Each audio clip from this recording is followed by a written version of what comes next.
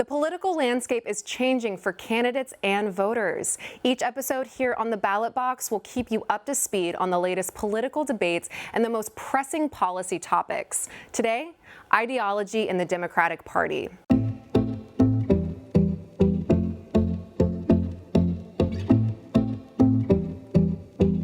In recent years, Democrats and Republicans are lurching into separate ideological camps. Progressive ideas like Medicare for all, tuition-free college, corruption reform, and a ban on assault rifles is now mainstream debate.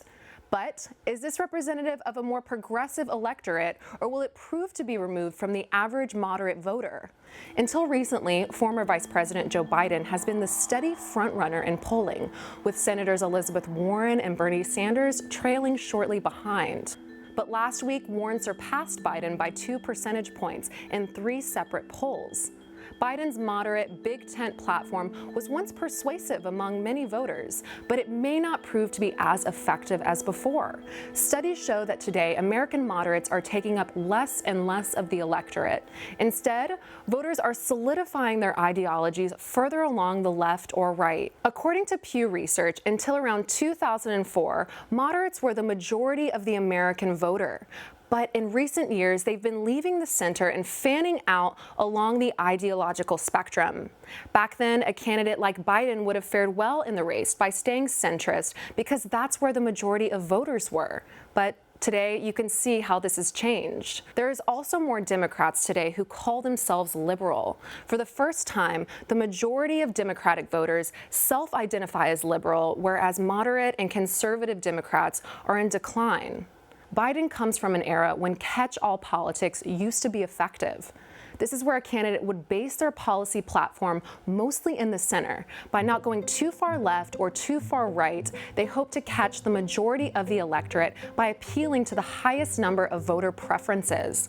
But most importantly, it's a safe way to campaign because there is less room to turn off a voter with a platform that's too liberal or conservative. With voters changing, progressive candidates like Elizabeth Warren or Bernie Sanders could be more in line with where Democrats are ideologically today.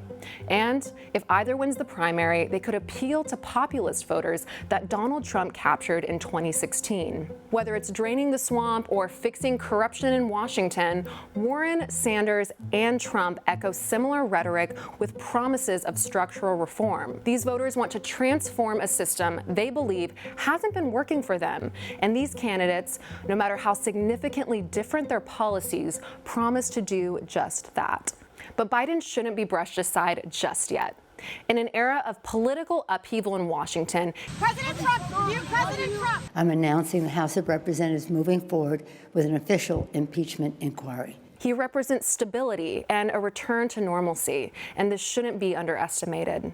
In a lineup of the Democratic contenders, his policies still align with a good chunk of the overall American electorate. Biden's strength is in his ability to seize on Republican voters feeling Trump fatigue and are deciding to vote Democrat in 2020, but still don't want to go too far left. Right now, it's unclear whether the status quo will prevail. The idea of campaigning by trying to convince potential swing voters you're their candidate may not hold true anymore. Instead, candidates are playing to their base, and that's where they could triumph, because that's where a lot of voters stand today. Politics, campaigns, and ideology in America is changing, and the old notion of staying close to the center may not necessarily mean more votes. If you'd like a political question or policy covered, reach out to us or comment below. Until next time, I'm Morgan Stevens, and this is The Ballot Box.